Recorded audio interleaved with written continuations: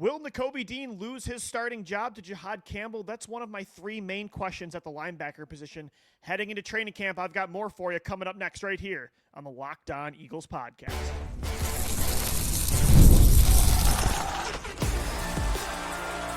You are Locked On Eagles, your daily Philadelphia Eagles podcast. Part of the Locked On Podcast Network, your team every day. We thank you so much for making Locked On Eagles your first listen each and every day. Welcome in, Eagles fans, to this Friday edition of the show. I'm your host, as always, Louis DiBiase. Happy Ring Day. The Eagles are getting their Super Bowl rings tonight at the ring ceremony. I wish I was there. Like, if I had the ability to spend any amount of money to go to that celebration, my entire bank account might be gone by the end of today. Like, it might be at zero. Quinyon Mitchell on his birthday getting a Super Bowl ring, which is awesome. Cooper DeJean won a Super Bowl on his birthday. Now Quinyon turns 24. He's getting his first ring today, as are a lot of that new young core of the Philadelphia Eagles defense. It's going to be an awesome day as a fan of the Philadelphia Eagles. Just overall, can't wait to see what the ring looks like. That first one in 2017 was so cool, so creative with the dog mask, with all the scores on the inside, the names on the side. Going to have 2 Lombardi trophies on this one, which still feels surreal as an Eagles fan, but it's the reality we're living in. Again, we are living in the golden era of Philadelphia Eagles football, and I'm blessed to be at the age I am experiencing this for sure. But the Eagles are getting ready for their repeat campaign of 2025 coming up on Tuesday when the Eagles officially start training camp at the NovaCare complex. We've been previewing, breaking down every single position, asking 3 main questions at each spot of this roster. Today, we're going to wrap that series up with linebacker, cornerback, and safety. If you missed any of the other shows, make sure you check them out on our YouTube channel or wherever you get our podcasts in audio form. I do apologize for the video quality for today's show.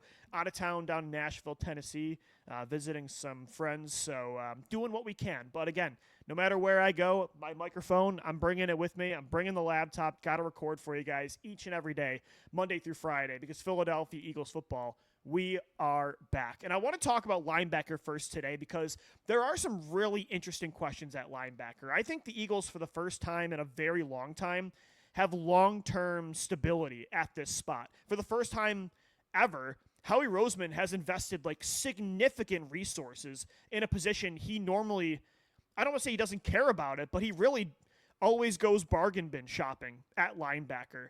But this year, not only did he pay Zack Baun a top 5 linebacker contract, Zack Baun annually is getting paid the 4th most of any inside linebacker in the NFL after a first-team All-Pro season in 2024. But then he turns around and he drafts Jihaad Campbell in the first round.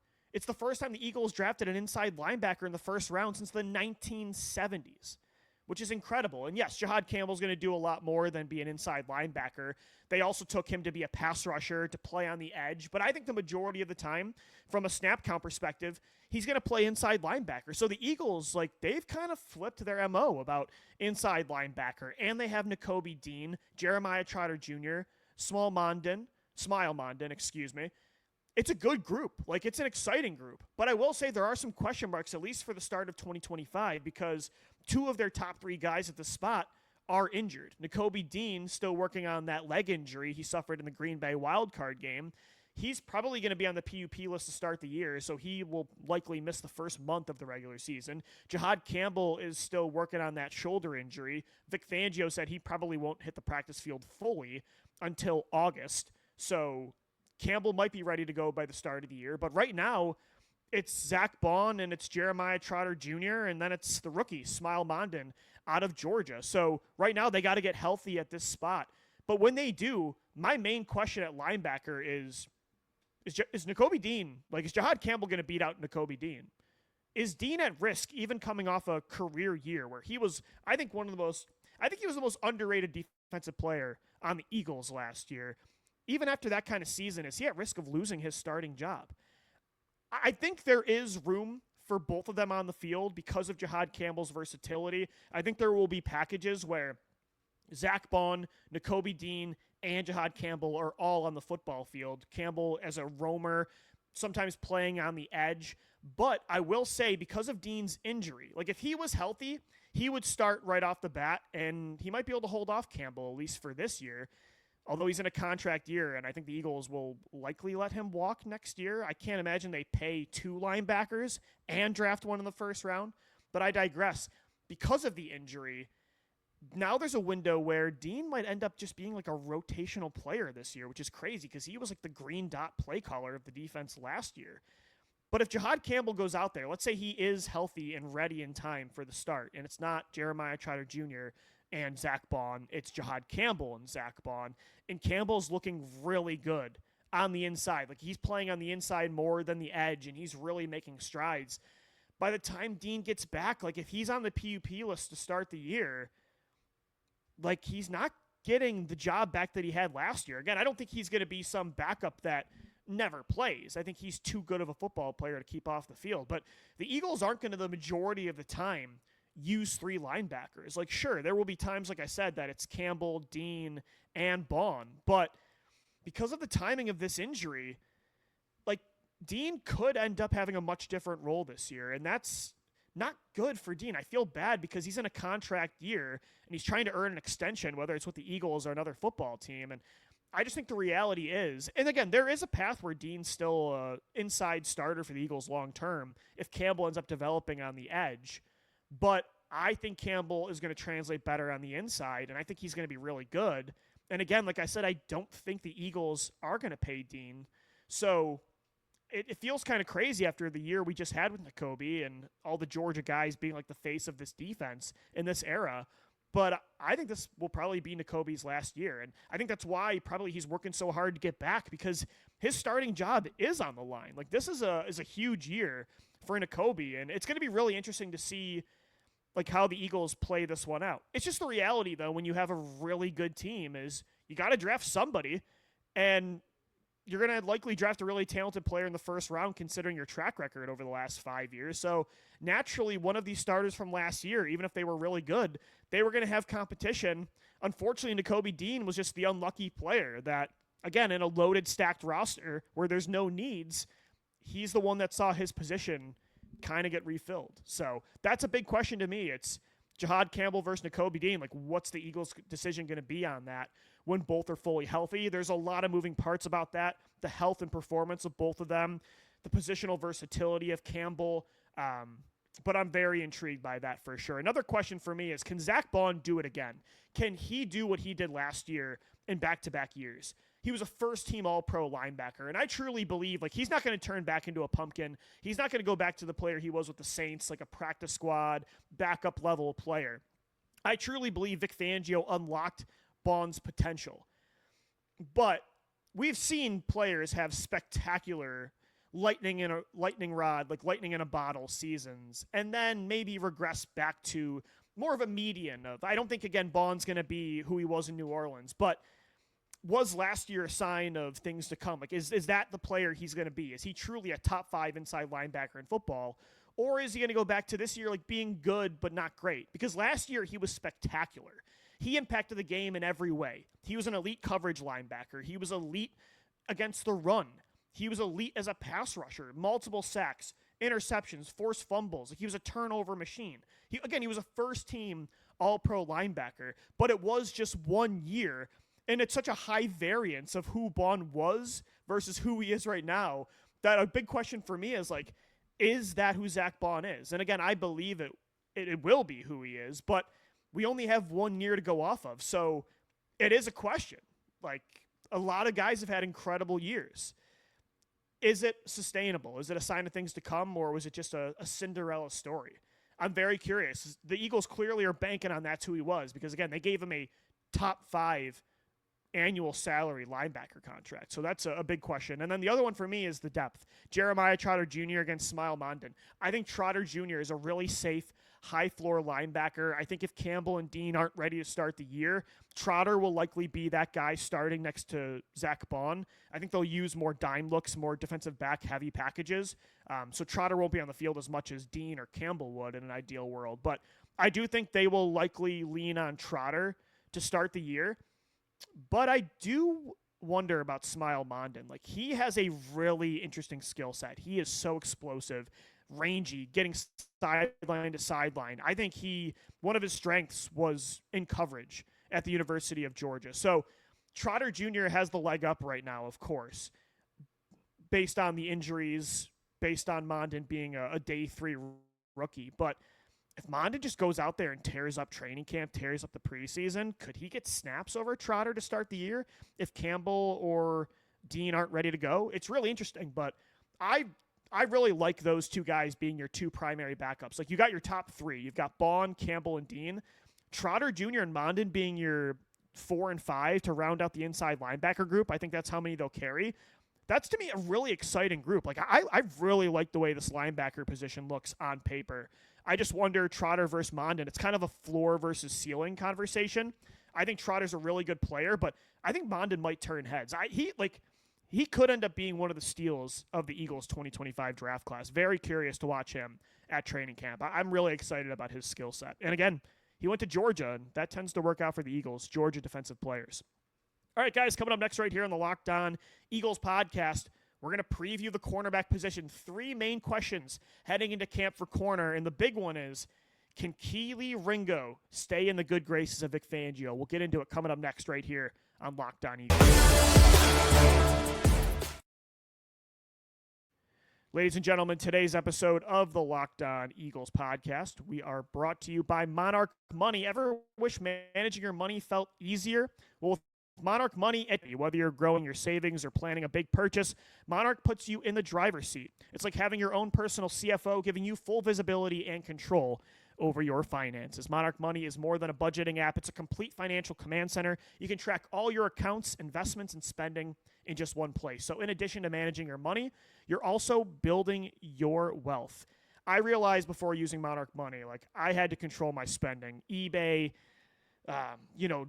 food delivery services. I like to spend. And now, thanks to Monarch Money, I definitely have more control of my finances. And I'm still a spender, but I'm balancing it a lot more. Take control of your finances with Monarch Money. Use our promo code LOCKEDONNFL at monarchmoney.com. You're going to get 50% off your first year. Again, there's so many awesome features of Monarch Money. If you share finances with someone, a significant other, Monarch can help you guys stay on the same page by balancing your financial goals. Again, use that promo code LOCKEDONNFL for all their features at monarchmoney.com. Code LOCKEDONNFL for half off your first year. Thanks as always for making Locked On Eagles your first listen each and every day, guys. Also, make sure you check out our Locked On NFL Top 100 list that we just revealed on our social media pages at Locked On Podcast Network. We recapped it on the Locked On Eagles podcast episode of Wednesday. Locked On Sports Today did an entire breakdown of the list. Again, 7 Eagles made the top 100, 3 of them inside the top 20, 4 inside the top 30.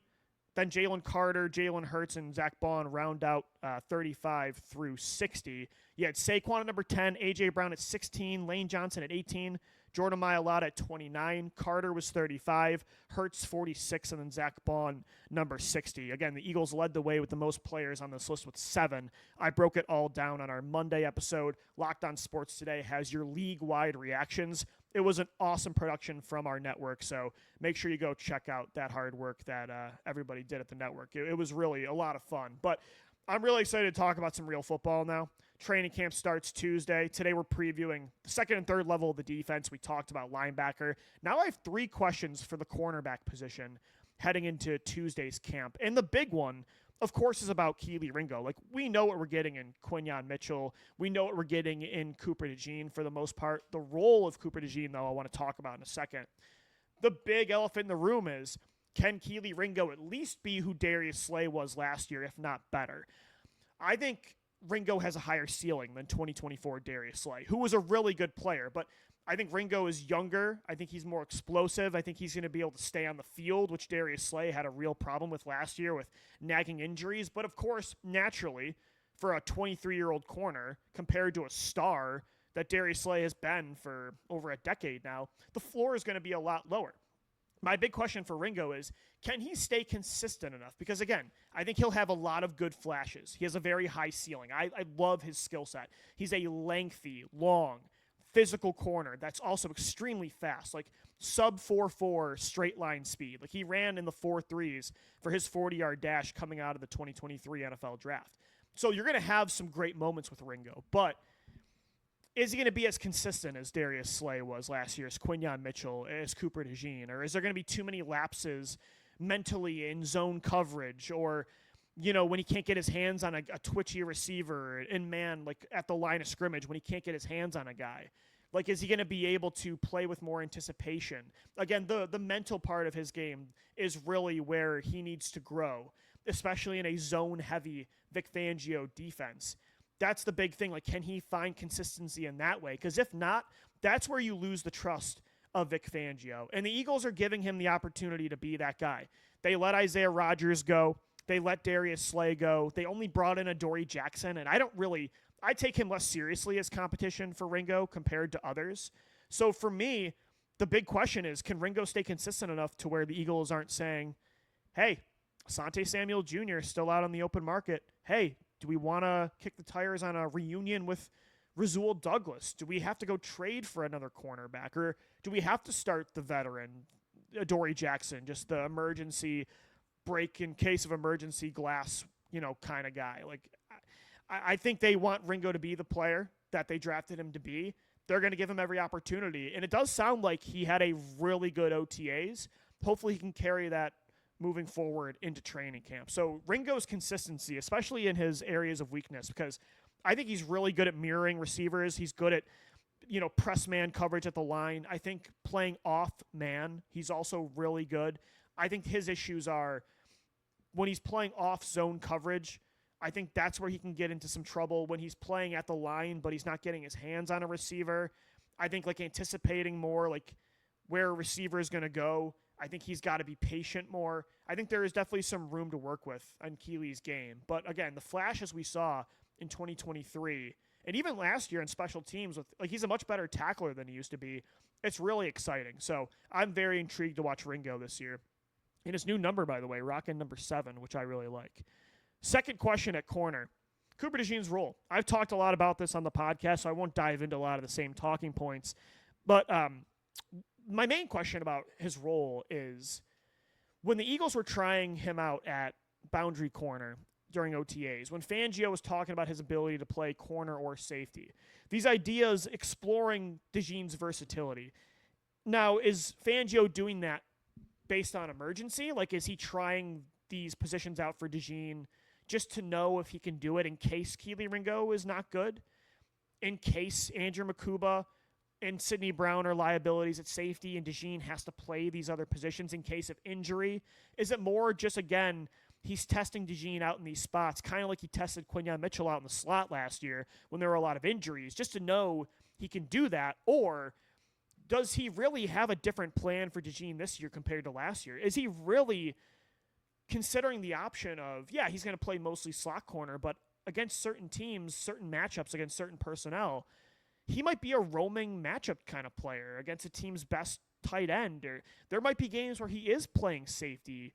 Is he a guy that's going to be a Malcolm Jenkins type? Or is he really considering playing him as more of a boundary corner this year in a lot of packages? I wonder if it's he wants to do this for DeJean no matter what, or he's just exploring the idea in case, because there's a lot of questions now at 2 spots in the secondary without Darius Slay and Chauncey Gardner-Johnson, and just in case he's testing out what DeJean can do. I think it's likely that more than he's going to move DeJean around no matter what, because again, as I've said on the podcast 1,000 times, DeJean is such a good slot corner. I think he's the best slot corner in football, and that's such an important position in the NFL right now, and it helped you win a championship. It was one of the amazing reasons your defense after the bye week became the number 1 ranked unit. So if it isn't broken, don't fix it. So I think it is more he's testing it out just for certain looks against certain teams and in case of emergency based on performance of younger DBs or injuries. But I'm intrigued by it. I'm really curious to see if DeJean's role does change this year. My third question at corner, is there a depth problem? Because outside of your top 3, outside of DeJean, Mitchell, and Ringo, you've got Adoree Jackson, who, again, he's a name. has a lot of starting experience in the NFL, but I don't know. He seemed kind of shot to me last year with the Giants. I don't think he has the speed that he used to. Again, a veteran, good to have that in a young room. I think he could be okay in the secondary. I think that's fine to have him as your fourth or fifth corner. But then you've got like Eli Ricks in year 3. I've always been excited about Ricks, but who is he as a development corner? Last year he was buried on the depth chart, but the Eagles did like him enough still to keep him on the roster. Like, I think he did show signs in 2023, and he showed some versatility being able to play in the slot. So, like, is Eli Ricks, are you comfortable with him being a top 5 corner? And then you got Mac McWilliams, who you drafted in the 3rd round, or on day 3, excuse me, in the 5th round. Can he be the Avonte Maddox replacement as DeJean's like primary slot backup? Do they try a Dory in the slot maybe this year? I don't love that idea, but I do wonder if there's a depth problem and if the Eagles do need to go out there and add some more corners. It's a younger group, but again, I think that's the theme of the entire Eagles depth chart this year because they're very expensive at the top. You got to get naturally younger, the bottom half of the 53-man roster. All right, we will wrap up our training camp preview. Coming up next, talking about the safety position. The big question, who's going to win that starting job next to Reed Blankenship? Is it Drew Mukuba or is it Sidney Brown? We'll get into it coming up next right here on Locked On Eagles.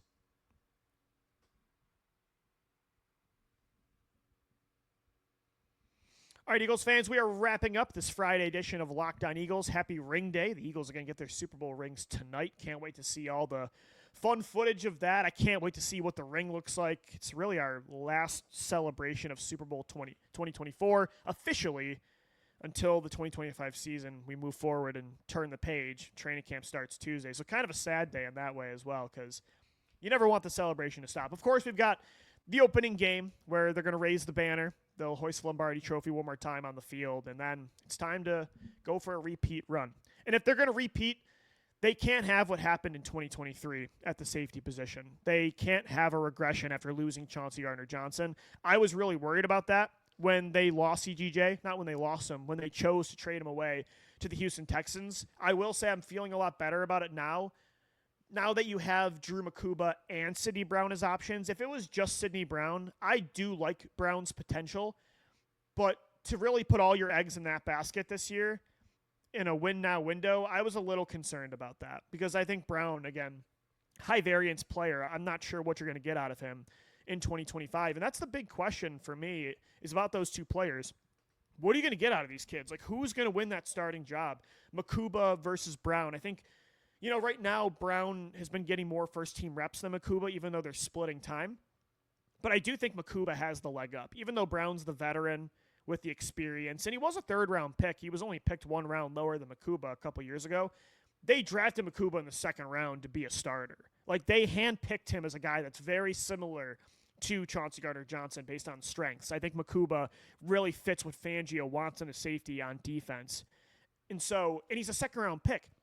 The Eagles haven't taken a 2nd-round safety since 2011 when they drafted Jaquan Jarrett. So I think he's obviously the favorite to be the starter. I think there's a role for both of them. I think they're going to use more 3 safety looks this year than they did last year, especially with the injuries at linebacker early in the season.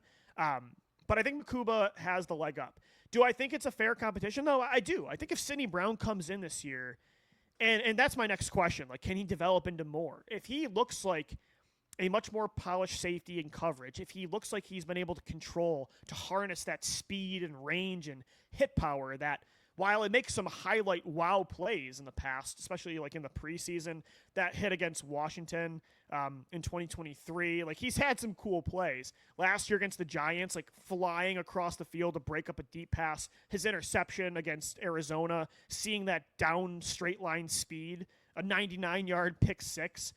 But at the same time, you've seen a lot of plays with Brown where he can't control that speed. He plays so out of control that he's just trying to take people's heads off, and he misses tackles. He hasn't really been that great in man coverage. Like, can he develop in that way? Can he develop enough this year to kind of like Ringo to earn the trust of Fangio enough to where maybe he could be the starter, at least early on, and Makuba's more of your rotational nickel safety hybrid, like as a guy that you play in dime packages, but Brown's actually on the field more than him to start. I do wonder if he can be that guy, because if you get the same Sidney Brown as last year, I still want that guy in the field at times, because again, he does have a superpower. That range and hit power is awesome to have in certain packages, but can you rely on him on the field every single down if he's going to be missing those kind of tackles a lot? If he's going to be kind of hit or miss in coverage? I don't think so. I think that's why they drafted Mukuba. But I do think they still like Brown. And I'm very curious like how far along he's come. And I think we'll get a good sense of that in training camp and the preseason. And then my third and final question at safety. Is this 2023 all over again? I'm concerned about that because I like Mukuba and I like Brown, but I just really valued what Chauncey Gardner-Johnson brought to this defense. And yeah, I know the touchdowns he allowed last year wasn't great, but I also know he had 6 interceptions. I know the energy he brought to this team, the swagger, the attitude, the leadership, the clutch plays. I thought he was way better against the run last year. I just think CGJ was such a valuable piece of the puzzle. He gave this team, I feel like, an identity on defense. And I think him leaving in 2023 really hurt the secondary. And I think, obviously, Mukuba and Brown are much better pieces than, they had Terrell Edmonds that year, and they traded for Kevin Byard, and it was just very uninspiring what they had that season. But again, naturally, I'm nervous about safety because, they lost Malcolm Jenkins after 2019, and that really hurt the position. They lost Chauncey Gardner-Johnson in 2022, and that really hurt the defense. Like, they lost even going all the way back to when they lost Brian Dawkins in 2008, when they let Dawkins walk to Denver. That really hurt the defense. So every time the Eagles have lost one of these stud safeties, Dawkins, Jenkins, Gardner-Johnson, the next year the defense has seen a regression. I'm not predicting that because this defense is so good, and they have such good corners and players at every other spot. And I do like Mukuba and Brown better than what they had in 2023. But it's not Gardner-Johnson, and I really value him, I think, a lot more than a lot of you guys do, at least based on my responses on Twitter that I got when I've been defending Chauncey throughout the offseason. So that's just my third and final question is, like, man, is safety going to be, maybe not a weakness, but not a strength again? I think Reed Blankenship is a good safety. We know what we're getting in Reed, but I wonder about that other spot, and it's going to be really fun to watch. And it's a thin group. Like, you got Tristan McCullum, who Fangio really likes, but I don't know. I think he's a fine fourth safety, but we'll see what happens with those young guys. Again, I think it's a common theme with this roster. It's a really young group, and I guess we just got to see the proof in the pudding on the field during camp, which starts on Tuesday. The Eagles get their Super Bowl rings today. It's a great time to be a Philadelphia Eagles fan, and we thank you so much for making us your first listen each and every day right here on the Locked On Eagles podcast. Until Monday, thanks so much for downloading, watching, and listening, and let's go Birds. Fly, Eagles, fly. Enjoy those rings.